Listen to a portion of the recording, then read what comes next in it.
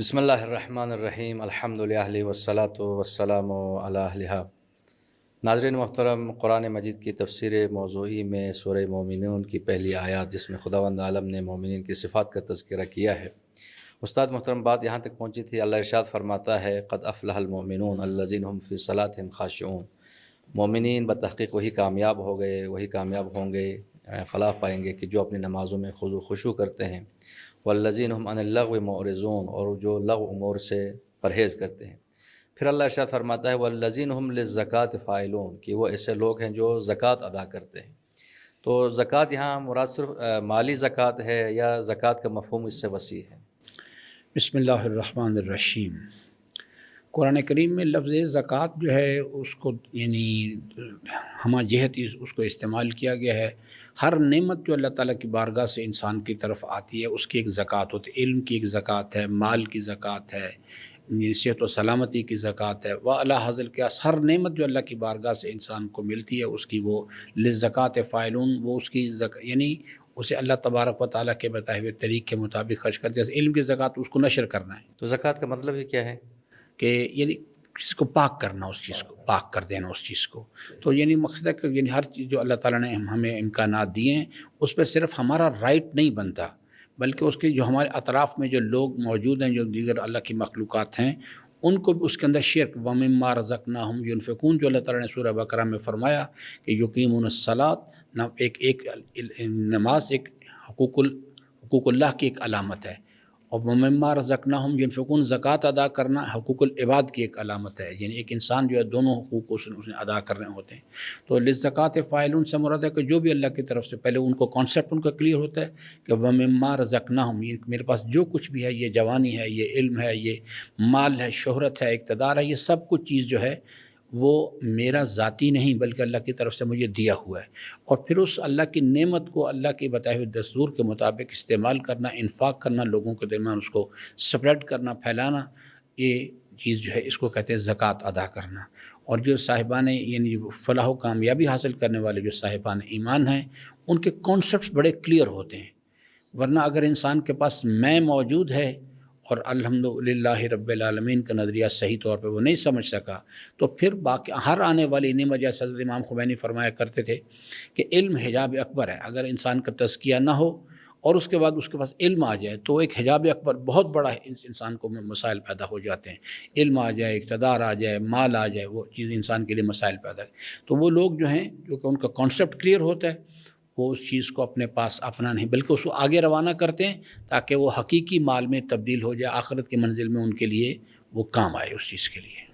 تو اگر زکوٰۃ ادا نہ کرے، مثلا مال کے اوپر زکوٰۃ ادا نہ کرے، تو وہ مال انسان کے لیے حرام ہو جاتا ہے، مال حرام ہو جاتا ہے۔ دوسرے امام علیہ السلام نے بہت ایک سادہ سی تعبیر بیان کی اس کے لیے۔ فرماتے ہیں کہ دو چیزیں اللہ تعالیٰ نے فرمایا کہ دو چیزوں کا ذکر اللہ تعالیٰ نے اپنے کلام میں کیا، ایک نماز کا اور ایک زکوٰۃ کی ادائیگی کا۔ نماز کے قیام کا، نماز پڑھنا ایک چیز ہوتی ہے، نماز قائم کرنا دوسری چیز ہوتی ہے۔ نماز کے قیام کا ذکر کیا اور دوسرا زکوٰۃ کی ادائیگی کا۔ تو فرماتے ہیں کہ اگر آپ غور کریں اس قرآن کریم کے لحن پہ تو آپ کو پتہ لگے گا جہاں پر اللہ نے نماز کا ذکر کیا وہاں زکوٰۃ کا ساتھ ذکر کیا ہے۔ تو جب اللہ تعالیٰ نے بیان کرنے میں نماز کو زکوٰۃ سے علیحدہ نہیں کیا تو قبول کرنے میں بھی نماز کو اور زکوٰۃ کو علیحدہ نہیں کرے گا۔ جو لوگ صرف نمازیں پڑھتے ہیں اور زکوٰۃ ادا نہیں کرتے، جس میں خمس بھی شامل ہے، جس میں زکوٰۃ واجبہ شامل ہے سادے کے سارے، اور صدقات مستحبہ جو اس کے جو عناوین ہیں، جو لوگ اپنے نمازیں صرف پڑھتے ہیں اور اپنی زکوٰۃ ادا نہیں کرتے، اللہ تعالیٰ ان کی نمازیں بھی قبول نہیں کرتا۔ اور جو لوگ صرف زکوٰۃ ادا کرتے ہیں اور نماز نہیں پڑھتے، اللہ تعالیٰ ان کی زکوٰۃ بھی قبول۔ یہ ایک کمپریہنسو قسم کا ایک انٹیگریٹڈ سسٹم ہے، ہر چیز ایک دوسرے کے ساتھ جڑی ہوئی ہے۔ اگر ایک آدمی جو ہے وہ نماز ادا کرے گا، ساتھ زکوٰۃ بھی ادا کرے گا، اور اس کے نتیجے میں پھر اس کی نماز کی قبولیت کا بھی امکان ہے، اور اسی طرح سے زکوٰۃ کا بھی ویسے ورثہ مسئلہ اسی طرح سے ہے۔ تو بعض لوگ یہاں پہ یہ کہتے ہیں کہ اللہ تعالیٰ نے خمس کا ایک ہی دفعہ ذکر کیا ہے، لیکن زکوٰۃ کے حوالے سے بہت زیادہ آیات ہیں، تو یہاں پر زکوٰۃ جو خمس کو بھی شامل ہے۔ دیکھیے یہاں پر جو زکوٰۃ ہے یہ مالی انفاق ہے، علمی انفاق ہے، اقتدار کی زکوٰۃ ہے، ہر چیز کی ایک زکوٰۃ، اقتدار کی زکوٰۃ کیا ہے، یہ شہرت کی، ضرورت مند کی، اہل کی ان کی سفارش کرنا، تو ہر چیز کی زکوٰۃ ہوتی ہے۔ اس چیز کو صرف مالی زکوٰۃ کے ساتھ، جس کی علماء مجتہدین کے جو توضیح المسائل اس کے اندر اس کی تفصیلات موجود ہیں، وہ اس کا صرف ایک پہلو ہے، اگر صرف اس کو ہم لیں تو آج کل جو افراد شہروں میں رہتے ہیں ان کے پاس تو نہ گندم اس طرح ہوتی ہے، نہ ان کے پاس بھیڑ بکرے یا گائیں وغیرہ، تو اس کا مطلب ان کے اوپر تو کوئی زکوٰۃ نہیں ہے اگر اس کو ہم مالی زکوٰۃ کے ساتھ خاص کریں۔ دیکھیے اس پر علماء کا اختلاف ہے، آراء مختلف ہے۔ میرے نقطہ نظر سے جو لوگ یعنی بعض علماء کی جو رائے ہے وہ کہتے ہیں کہ یعنی جو حضرت امام صادق علیہ السلام کے فرمان کے مطابق انہوں نے اس وقت سونے اور چاندی کا ذکر نہیں کیا تھا، بلکہ انہوں نے اس وقت کی جو موڈ آف کرنسی تھی، موڈ آف ایکسچینج تھا، اس کا ذکر کیا تھا۔ انہوں نے کہا آج کے دور میں سونا چاندی تو موڈ آف ایکسچینج تو ہے ہی نہیں ہے، آج کے دور میں کرنسی نوٹ ہے، اب اس سے بھی آ گیا مسئلہ ڈیجیٹل کرنسی پہ آ گیا ہے، بٹ کوائنس کے اوپر، دیگر چیزوں پہ۔ تو وہ چیز بنیادی چیز جو ہے وہ یہ ہے کہ جو ایکسچینج چیز آپ کے پاس ہے، ایکسچینج کرنسی ہے، جو مالیت ہے مالیت آپ کے پاس ہے، اس کے اوپر آپ نے اس کو زکوٰۃ دینی ہے، اس کی زکوٰۃ دینی ہے۔ اور پھر یہ ہے کہ یعنی اس چیز کے لیے کہ یعنی کیا مالی تصرف سے مراد ہے کہ جناب وہ صرف میرے ہاتھ میں کوئی چیز آئے یا وہ میرے تصرف کے اندر میرے ارادے کے تحت ہو، یعنی بینک کے اندر پیسہ پڑا ہوا ہے یا آپ کے کریڈٹ کارڈ میں پڑا ہوا ہے، تو وہ آپ کی جو آپ کے حق ملکیت بھی آپ کے پاس ہے، حق تصرف بھی ہے، وہ آپ کی ملک سمجھا جائے گا اور آپ نے اس کے اوپر پے کرنا ہوتا ہے۔ تو اللہ ارشاد فرماتا ہے والذین هم لفروجہم حافظون، وہ ایسے لوگ ہیں جو اپنی شرمگاہوں کی حفاظت کرتے ہیں، الا علی ازواجہم او ما ملکت ایمانہم فإنہم غیر ملومین، کہ مگر یہ کہ جو ان کی بیویاں ہیں یا وہ جو کنیزیں ہیں جو پچھلے یا پرانے زمانوں میں کنیزیں ہوتی تھیں، فمن ابتغى وراء ذلك فاولئک هم العادون، لیکن اگر کوئی شخص ان سے ہٹ کر جو ہے شرمگاہوں کی حفاظت نہ کرے، یعنی اپنے جو جنسی خواہشات ہیں ان کی تسکین کے لیے حرام رستوں کی طرف جائے، تو وہی لوگ در حقیقت تجاوز کرنے والے ہیں، یا حدود کو پامال کرنے والے ہیں۔ حقوق ہوئی۔ دیکھیے قوت شہویہ بنیادی طور پہ اس کے پیچھے جو چیز یعنی محرک ہے ان چیزوں کے لیے، مال کو یعنی استعمال کرنا یا مال کمانا یا مال کو خرچ کرنا یا خواتین کے ساتھ جو انٹریکشن ہے، اس کے پیچھے جو اس قوت محرکہ ہے وہ قوت شہویہ ہے، اس کو کنٹرول میں لانا ہوتا ہے اس چیز کے لیے۔ یہ جن چیزوں کا ذکر کیا گیا اس چیز کے لیے اشارے مقدس اسلام نے باقاعدہ طور پہ یعنی مال کو بھی کنٹرول کرنے کے لیے راستے بنائے ہوئے ہیں، اسی طرح سے قوت شہویہ کو کنٹرول کرنے کے لیے بھی راستے بنائے گئے۔ انفارچونیٹلی اس وقت جو صورتحال ایسے کہا گیا کہ یعنی وہ لوگ جو ہیں صرف وہ لوگ جو ہیں تجاوز کرنے والے نہیں ہیں حدود سے، جن کا یعنی جن کے ساتھ خواتین سے نکاح ہو جاتا ہے یا ان کی وہ کنیزیں ہیں۔ اب اس پر جیسا بھی آپ نے بھی جملہ استعمال کیا کہ سب کا ادوار میں تھا، یہ چیز جو ہے یہ میری اس پہ تھوڑا سا ایک ڈفرینس آف اوپینین ہے۔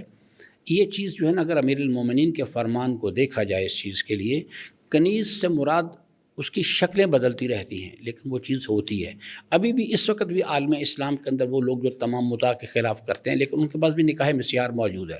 مختلف اس کی شکلیں موجود ہیں۔ بنیادی طور پہ امیر المومنین اس فرمان کو عملی زندگی میں لانا چاہیے جو انہوں نے جس وقت متاع کو حرام قرار دیا گیا تو امام نے اس کے اوپر ریئیکٹ کیا پھر اور کہا کہ اگر یہ شخص جو ہے اس کو حرام قرار نہ دیتا تو پھر کو ملعون ہوتا جو یعنی زنا کرتا۔ اس چیز کو عملی طور پہ علماء کرام کی ذمہ داری ہے کہ اس کے اوپر غور کریں اور اس چیز کو عملی زندگی کے اندر پریکٹس کروائیں، یعنی بجائے اس کے کہ ہم ڈیفینسو پہ چلے گئے ہوئے اس چیز کے لیے، اس چیز کو اگر ائمہ کے ارشادات پہ دقت کے ساتھ غور کیا جائے اور اس کو سمجھنے کی کوشش کی جائے تو بہت سارے لوگ جو ہے نا ان حرام راستوں سے بچ سکتے ہیں، اپنے آپ کو بچا سکتے ہیں۔ لیکن یہ میں اس پر کوئی تبصرہ اپنی رائے نہیں اس لیے نہیں دینا چاہتا اس چیز کے لیے کہ یہ ایک عمومی طور پہ ایک فقہا کا مسئلہ سمجھا جاتا ہے، یعنی وہ لوگ اس چیز کے لیے۔ لیکن بہرحال اس کے اوپر میری جو یہ گزارش ہے یا ایک درخواست ہے کہ یہ ایک مسئلہ ہے، اس کے اگر اس پر غور و فکر کیا جائے اور اس کے اندر سے جو حلال راستے ہیں ان کو نکالا جائے اور اس کو معاشروں کے اندر عام کیا جائے تو بہت سارے لوگ جو ہیں وہ گمراہی کے راستے سے اپنے آپ کو بچا سکتے ہیں۔ یعنی آپ یہ تجویز دیتے ہیں کہ مثلا کم از کم جہاں شیعہ آبادی ہے وہاں پر متع سینٹرز ہونے چاہیے؟ دیکھیے کیا اس کی شکل کیا ہونی چاہیے یہ ایک تفصیل ہے لیکن ہونی چاہیے۔ اس قسم کی جو چیز ہے کہ یعنی جو کیونکہ ہمارے ذہن میں فوری طور پہ جو کانسیپٹ آتا ہے حتیٰ کہ وہ لوگ جو کہ یعنی متاع کے بارے میں بحثیں کرتے ہیں اور لوگوں کو ثابت کرتے ہیں، خود وہ بھی اس عملی زندگی میں اس کے خلاف ہیں، عملی زندگی میں اس کو پسند نہیں کرتے، کیونکہ ہمارے جو بنیادی جو کانسیپٹس اس وقت عالم اسلام کے اندر چل رہے ہیں وہ یہ ہے کہ مختلف لوگ ہیں وہ اپنے آباء و اجداد کے دین پہ چل رہے ہیں۔ وہ لوگ جو ہیں وہ اپنی زندگی کے طرز عمل کا تعین ائمہ علیہم السلام کے ارشادات سے نہیں لیتے اس چیز کے لیے۔ جیسے بر صغیر کے اندر ایک عام کانسیپٹ ہے اور شاید دیگر ممالک میں بھی ہو کہ دوسرا نکاح کرنا ایک بہت بڑا یعنی عیب ہے، بہت بڑا اس کو عیب سمجھا جاتا ہے۔ اگر یہ چیز ہے تو پھر مولا امیر المومنین کی حرمت کو بچانا ہمارے لیے مشکل کام ہے۔ انہوں نے تو بہت ساری شادیاں کی، امام حسن علیہ السلام نے بہت ساری شادیاں کی۔ اسی طرح سے یہ چیز جو پھر اس کے اوپر وہ دلیل لے کے آتے ہیں، کہتے ہیں کہ جناب یہ ایک عربوں کا دستور تھا، یہ خود اسلام پر ایک حملہ کرنے کی مترادف بات ہوتی ہے۔ اس کا مطلب ہے کہ اسلام ایک علاقائی مکتب تھا، اور وہ اس کے وقت کے ساتھ ساتھ ختم ہو گیا۔ دور حاضر کے تقاضے جو ہیں وہ اس کے ساتھ اس کا حل پیش کرنے کی صلاحیت اسلام میں نہیں، نا ایسی کوئی چیز نہیں۔ اسلام ایک آفاقی مکتب ہے۔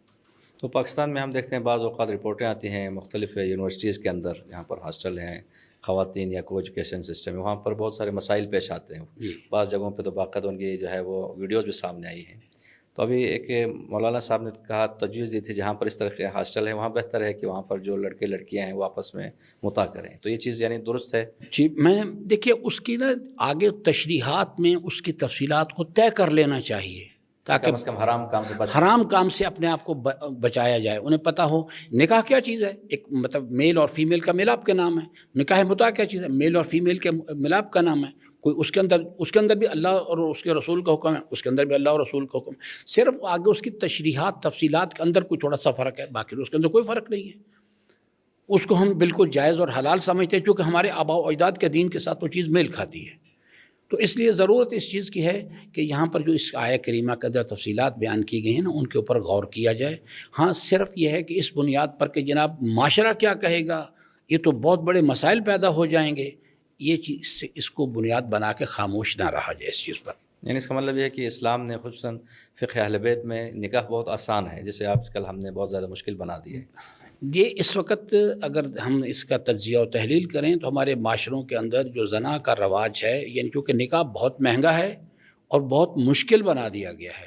اس لیے، اور اس کے مقابل میں زنا ہے بہت آسان ہو گیا ہوا ہے، تو اس واسطے معاشرے کے لوگ جو ہیں وہ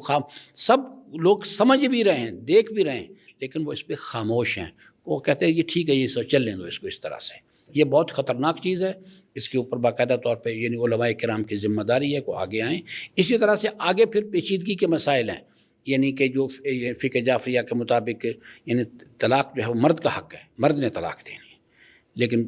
میں سینکڑوں نہیں ہزاروں کیسز کو جانتا ہوں پاکستان کی سرزمین پہ کہ جہاں پر مرد حضرات نہ خواتین کو رکھتے ہیں، نہ ان کو یعنی نہ نفقہ دیتے ہیں، اور نہ ان کو طلاق دیتے ہیں۔ ابھی یورپ میں جو افراد ہیں، BBC نے بھی ایک رپورٹ جو ہے وہ جاری کی ہے کہ وہاں پر یہاں تک کہ جو اہل سنت لوگ ہیں وہ بھی مطاع کرتے ہیں، وہ بھی مطاع کرتے ہیں۔ وہاں پہ جو اہل کتاب ہیں، جو عیسائی خواتین ہیں اور یہودی ہیں، جی، ان سے بھی مطاع جو ہے وہ مذہب میں جو ہے وہ جواز ہے اس کا۔ تو لہٰذا اگر اس چیز کو عام کیا جائے تو لوگ بہت سارے افراد گناہ سے بہت سارے لوگ جو ہیں وہ گناہ سے، اور ایک مطاع کا کانسیپٹ جو ہے اس کے اندر پہلے اس کو حرمت کے دائرے میں لائے، یعنی حلت کے دائرے میں لایا جائے کہ یہ حلال چیز ہے اس چیز۔ اور دوسری چیز جو ہے اس مناسبت سے کہ نکاح کو آسان کیا جائے، نکاح کا کام جو ہے نا یعنی اس کو آسان کیا جائے۔ اہل سنت کے ہاں جو نکاح کے لیے جو ہے کسی گواہ کی ضرورت نہیں ہے، لیکن طلاق کے لیے گواہ کی ضرورت ہے، لیکن طلاق کے لیے کسی گواہ کی ضرورت نہیں۔ اہل تشیع میں اس کے بالکل برعکس ہے، نکاح کے لیے کسی گواہ کی ضرورت نہیں، لیکن طلاق کے لیے انتہائی، یعنی اس کو اگر تفصیلات کو دیکھا جائے تو ایسا لگتا ہے کہ شارع مقدس اسلام چاہتا ہی نہیں کہ کوئی طلاق دے کسی کو۔ اس مناسبت سے نکاح جو ہے اس کو رواج دینا چاہیے، اسے رواج دینا چاہیے، اس کو آسان کرنا چاہیے۔ شارع مقدس اسلام نے اس کو انتہائی آسان قرار دیا اس چیز کے لیے، اور اس کے مقابل میں طلاق جو ہے، لیکن ان مرد حضرات کو جو نہ طلاق دیتے ہیں نہ ان کو رکھتے ہیں، اس کے لیے بھی شارع مقدس اسلام کو، علماء کرام کو، جو مجتہدین ان کو چاہیے کہ اس کے لیے کوئی راہ حل تلاش کر کے خواتین کو دیں۔ ان میں سے ایک حل جو فقہا بیان کرتے ہیں وہ یہ ہے کہ طلاق یعنی نکاح کے وقت اگر وہ یہ شرط رکھیں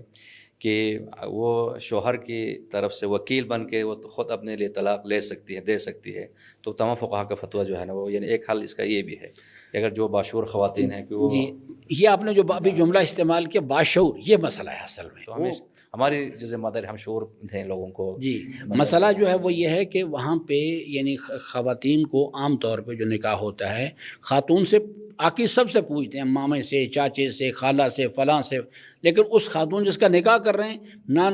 اس کے یعنی جو اس کا حق مہر اس کے بارے میں اس سے پوچھتے ہیں، نہ اس کی رضایت کو اس سے پوچھتے ہیں، جبکہ بنیادی طور پہ اصل صاحب معاملہ سے پوچھنا چاہیے اس چیز کو۔ تو ناظرین محترم، سورہ مومنین کی ان آیات میں خداوند عالم نے مومنین کے صفات کا تذکرہ کیا ہے، اور آج ہم نے جو اہم اس حوالے سے موضوع پہ گفتگو کی وہ ہے کہ وہ ایسے افراد ہوتے ہیں جو زکوٰۃ ادا کرتے ہیں اور شرمگاہوں کی حفاظت کرتے ہیں، اور شرمگاہوں کی حفاظت کے لیے کیا طریقے ہیں اسلام نے بیان کیا ہے، نکاح کو آسان کیا ہے، اور باقی جو امور ہیں خداوند عالم ہم سب کو قرآن مجید میں غور کرنے، عملی زندگی میں قرآن اہل بیت کی تعلیمات پہ عمل پیرا ہونے کی توفیق عطا فرمائے۔